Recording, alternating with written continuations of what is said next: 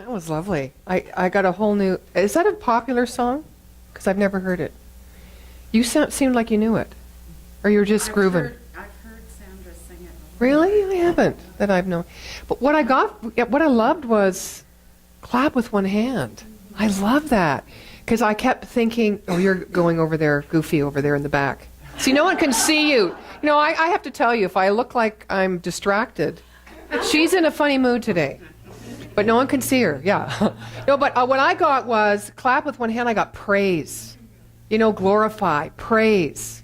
It was interesting. I don't know, you probably all got something from that, or not. I got, like, deaf people, this is how they clap. Oh, yeah. So, Clapping. with one hand. Yeah. The sounds of silence. Garfunkel. Sound of silence. Nice. So we're continuing the journey today of the idea of love points the way through law, which is Dr. Holmes' whole premise of the teaching and the principle that we teach, which is there is this something that is initiating, self-selecting, energizing, that is infinite in its wisdom and love and its potential. It's all expansive, again, infinite. There's nothing outside of it. And it has a movement, a knowing. It has a knowing to create of its nature, from its nature. And everything that is created in the physical form, in the physical world, is of that nature, is full of that nature. And so this is ongoing. And the way that we, as initiating free-thinking individuals, can replicate on the relative level in this physical world, in our own personal world of experience, this idea is that we have the freedom to choose to create from the nature of who we are, truly. Not from who we think we are in our small self, but from the nature of who we truly are. And so, when you get these two things operating together, the idea is that even though there may be experiences that are still a little upside down, a little chaotic, they become more adventurous and amusing. You can stand back and separate yourselves a little bit more from them. You can see them clearly because you're seeing with eyes that already know who you truly are, which means you are that of power. You are that of principle. And what's going on out there is just a reflection of perhaps the place in you that still yet needs a little work or needs to be healed, or perhaps it's just happening and it's got nothing to do with you. We decide what has to do with us and what doesn't. We take things on, we make things personal. And what I want to say today in this talk, which is good things come in small packages, is that everything that happens to us, we can take personally and we can also take impersonally. We have to decide. And where are we going to land up?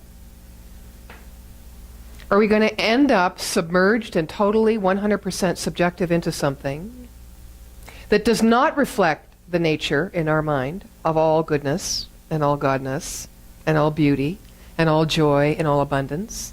Are we going to be 100% subjective into that and see from that place? Or are we going to appreciate that as part of the outpicturing of God in that way, and then choose a way that works best for us through how we think about it, through how we respond to it? This is always our opportunity. And so I was quite challenged last night trying to figure out how to talk about good things come in small packages. And I had one of those moments where I said, why did you choose that title? That doesn't make any sense whatsoever. Of course, I always knew when I chose it, it made absolute sense, right? But that was like 2 months ago. So now I have to recreate something or start over. So guess what I did? Yeah, start over. Okay. So probably some of you know, oh, happy Father's Day. Happy Father's Day. Father's Day. Look at. I wanted to just say that I was reading recently that Obama's hero is Ralph Waldo Emerson, because Ralph wrote as you know, many essays, and we use them here in New Thought because he was one of the inspiring factors to Dr. Ernest Holmes, who wrote Science of Mind. And he grew up without a father, and so one of his most famous essays, to which Obama takes to heart, is Self-Reliance. And Obama apparently grew up without a father. So the importance of that idea of courage and strength and aptitude and forthrightness and reliance on self, which includes honoring oneself, is about what I think about when I think of Father's Day. I don't think about what's absent or missing or what was or wasn't. I think of that. And that's what I honor men for. So we honor you on this day. Do you know where good things come from small packages came from?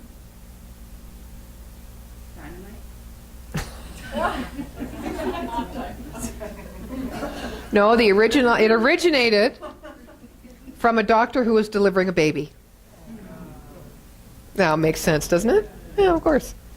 But, since then, we apply it to many things, right? Like little people, tiny people, short people. Oh, sorry. It was just the natural evolution of my gaze. And small packages, right? Ooh. What's in this little box? For women, of course. We've had the idea, it must be jewelry, a ring, diamonds, expensive. Woo, small packages. So you probably have your own relationship to that idea, good things come in small packages. For me, and I wanted to talk about this today, it's more about those seemingly small, insignificant movements we make in consciousness that we don't often even notice. Do I have an amen somewhere? Yeah, an aha. That's the New Thought way. Because we don't notice them until we get a demonstration. But they're always happening, and they're always accumulating. We're always realizing ourself. We're always recognizing ourself by the deeds that we do, by the demonstrations, by the results that we get. Sometimes we don't even want to look at those results. But the fact that we choose not to look at them is recognizing them. We can't separate ourselves from what is in our life because it comes by means of us, through the seeds that we have planted. Now, one of Reverend Doug's favorite expressions is, the how is not ours to know. The how is not ours to know. And that's also what I wanted to direct this conversation toward today, because when we get caught up in the how, we get caught up in focusing our attention on the result, rather than focusing our attention on the inherent principle at work that is always whole, perfect, and complete, which exists right in the seed of our own thought that we plant when we recognize and realize who we are and what is possible by means of us. We get stimulated, we get passionate, we get motivated and inspired by ourselves. It's an inner thing. And then we see it outside. Oh, look at that. Look at that musician. Oh, unbelievable. I am so inspired to create, to put words together, to express my emotion and let it flow outside of me, because I see how people are engaged in that. I see how people are influenced in a good way to move inside into the feeling, into the heart. I want to do that. I could not even know that about this man over here or any other person in my life that inspires me if it was not already within the seed of my own thought, if it was not already inherent within me. I cannot recognize anything outside me that exists because it doesn't exist separately from me. I recognize it with my own eyes and from my own state of beingness. But often we think we are. You sang it in the song about being small. We think we're small because we think there's no movement, there's no progress, there's no achievement, there's no change, there's no demonstration. Because when we look for something that we think we need or want, we do so in the frame of time and space. We do so with those old feelings of impatience or self-doubt or fear or feeling lacklustered about who we are. So we're always focused again on measuring ourselves by what we demonstrate. Instead of spending time in contemplation and even darkness and even suffering the dark night of the soul in order to come closer to that place of stillness, of quietness, of space. I don't know how it is for you, but when I'm not feeling top of my game, or I've got a sore throat, or I've got a this, or a... I keep changing my mind on this. I think I create illness to be with myself. Any of you ever come to that conclusion? Not a victim. Not a victim. Not. Oh, is that for you? Oh, okay. Okay. To slow down and step back from that focus. So even if we do nothing, do we have to be ill to do nothing? A lot of us do. To stop, right? To stop this constant pattern and focus on the outer world of demonstration. So this teaching supports us in knowing that we don't have to get sick because it isn't our natural state. Our natural state is health. Our natural state is love, is peace. We are that. So it helps us and gives us tools to create from that place, rather than having to move into the darkness by default because we don't know any other way to do it. Now, the darkness will come as we apply these principles too. But that's not by default. That's a natural flow of evolution. It is part of the creative process. Things need to go in. They need to incubate in order to be created. And this is where we all kind of fall out of step, is the incubation period. Right? Again, because we're focused outside of ourselves. So I'm going to share a few things. Lao Tzu said, the seed of mystery lies in muddy water. That's not a takeoff on any of your music. The seed of mystery lies in muddy water. How can I perceive the mystery? Well, water becomes still through stillness. How can I become still? By flowing with the stream. Flowing with the stream asks us to be aware of the stream. Flowing with the stream is about staying present with the stream as it flows. Right? Most of you know Reverend Karen Chase. And I don't think at all she'd mind this if I shared this with her. I met with her to give her an overdue book I'd promised her. And she and Ron and I met in Starbucks, of course. And it was very interesting because Karen is experiencing the symptoms of Alzheimer's and early stages of dementia. That's her, prognosis, and that's what she is moving through, along with some physical pain, which doesn't allow her to move very far or very fast. She often stays where she is, in body and in mind, always in mind, because there's nowhere for her to go. She has no connection to the past. Wow. Can you imagine what your life would be like if you had no connection to your past? Now, sitting here thinking about that, knowing that you have the option, because that's a normal way to be, because we think it's a normal way to be, is amusing.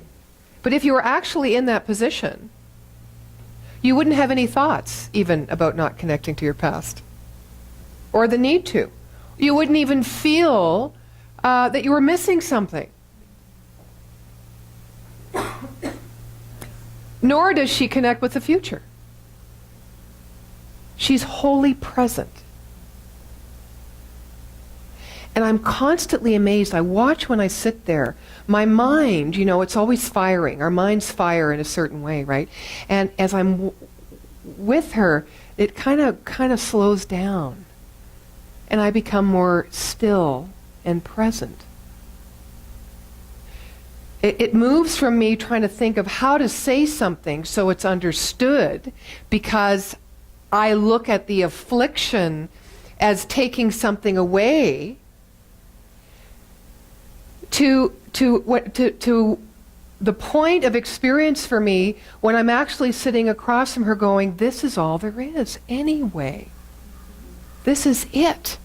For me right now, for her right now. We are connecting in the holy presence.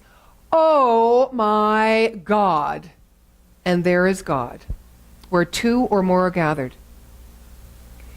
Good things come in small packages. Now, in my normal mind, I would never think about creating or wanting that kind of an experience. I think this is called grace. Things come to us when we're not even worried about the how, trying to figure it out, focused on the outer world, but when we're present, when we're flowing with the stream, when we're one with the muddy waters. Because there is an evolutionary creative process that's intelligent, that is count-onable, and we can give ourselves to it. So what does it leave us to do? It leaves us to the doingness of being, of enjoying, of connecting, of being present, of practicing the true nature of us, of ourselves, which are tantamount to the whole attribute of that intelligence and love that created us.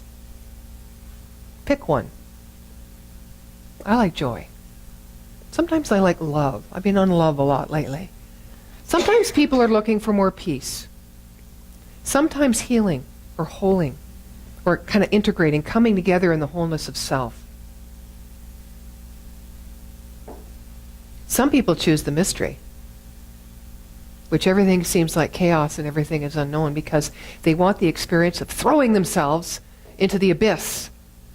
Another way of testing, of growing faith, of coming alive, and stepping outside of what we think is normal in life. See, even sickness brings enlightenment, right? So there's no opposite, there's opposite sides, but of the one thing. There's only complementary opposites. So here's a little piece that I found in a book called, doesn't matter, I can't remember. It's about a composer who had a creative block. He couldn't think past his resistance or his place where he was stuck in creating his composition. And he tried harder and harder and harder. And he gave more of himself. And he stayed up longer hours. And he worked to the place where he was getting ill. Even to that place, even in that place, he wanted to still push himself, because he knew that there was something great. He knew he did not yet hit the kernel of what it was that he was moving toward in his creation. That he couldn't put a word to it, he couldn't put a note to it, he couldn't find the piece in the music, but he knew it inside, he could feel it, but he couldn't express it. So finally his doctor said, look, you got to go away. I'm ordering you to go away. And even the orchestra that had commissioned him to do that work, to create that work, said, we're going to fire you if you don't go away. So with great reluctance, he went away to Italy. He fell asleep, and the next morning he woke up and heard the church bells.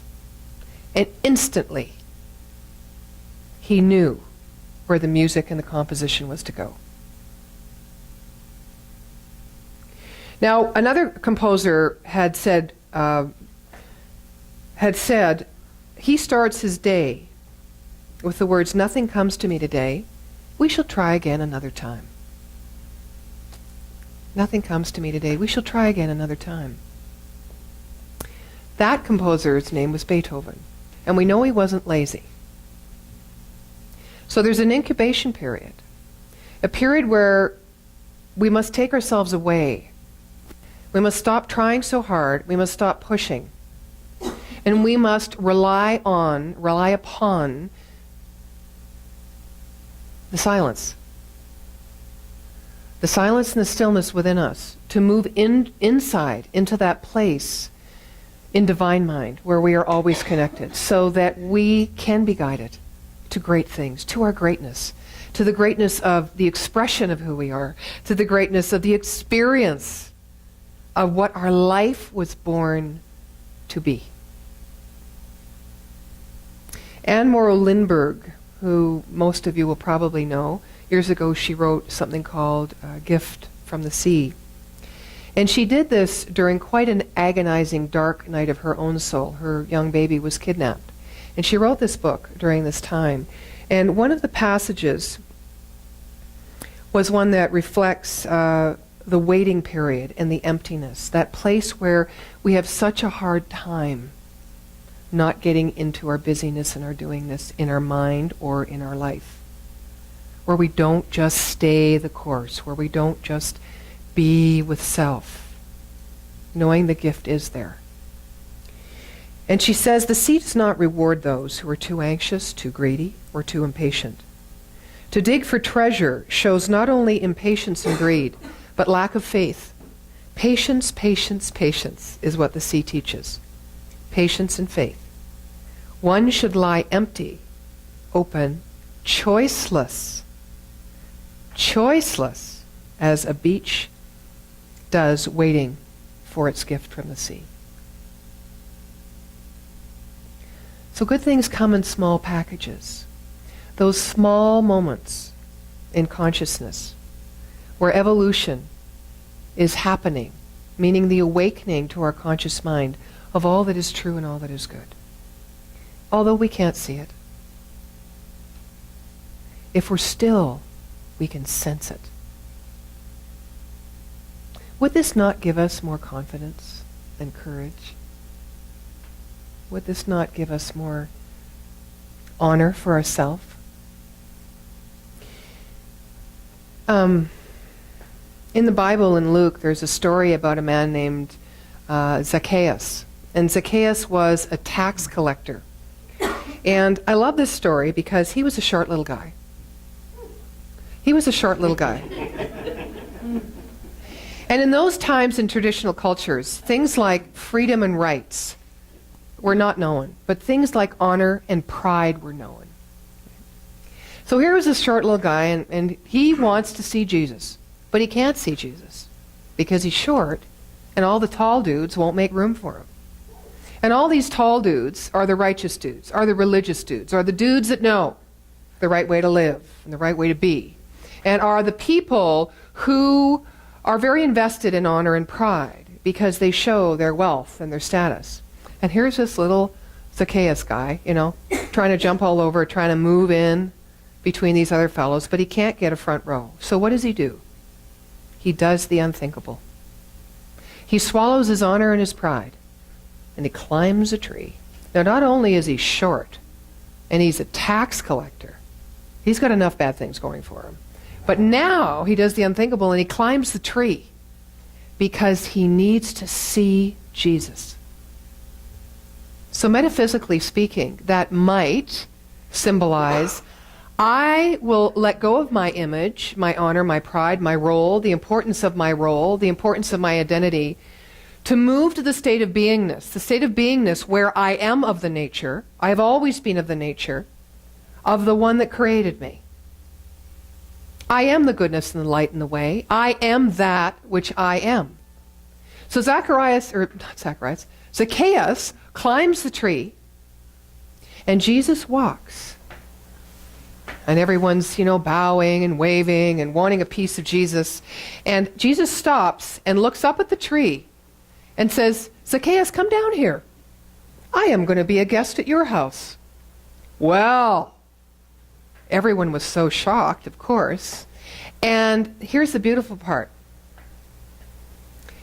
It was Zacchaeus and his idea to climb the tree which was very spontaneous because his desire for connection was not eager, as it is written in this book called The Counterfeit Gods that I'm reading, but because it was desperate.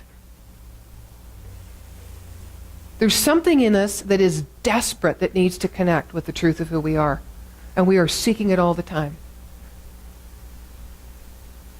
We just sometimes don't interpret our life situation or who we are as the one that is seeking what it is we need. The one where everything we need is already present. So Zacchaeus goes up the tree, and he's desperate to connect with this place, the source within himself that he sees and knows and calls and projects as Jesus. But he didn't know the how. He didn't know the how. He just did the unthinkable. And there it was, the recognition of his own truth, reflected back to him in Jesus' recognition and acceptance and choice of him. It was grace that led him to that tree. It was grace.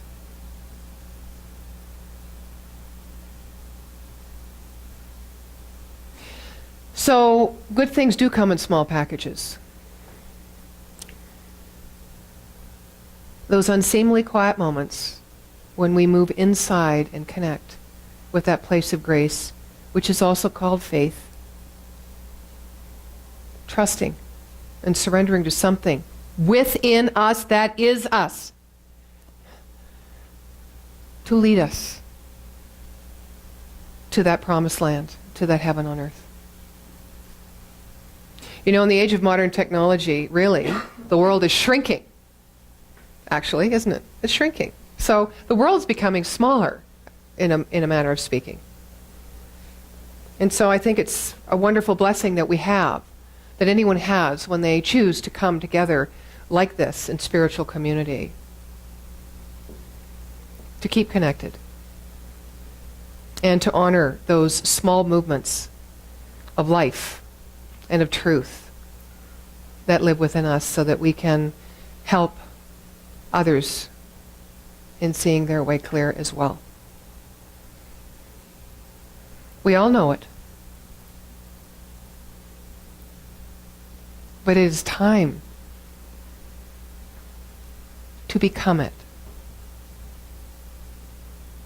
To know that love is the action. And the only action that we need take is love. And you also sang about that.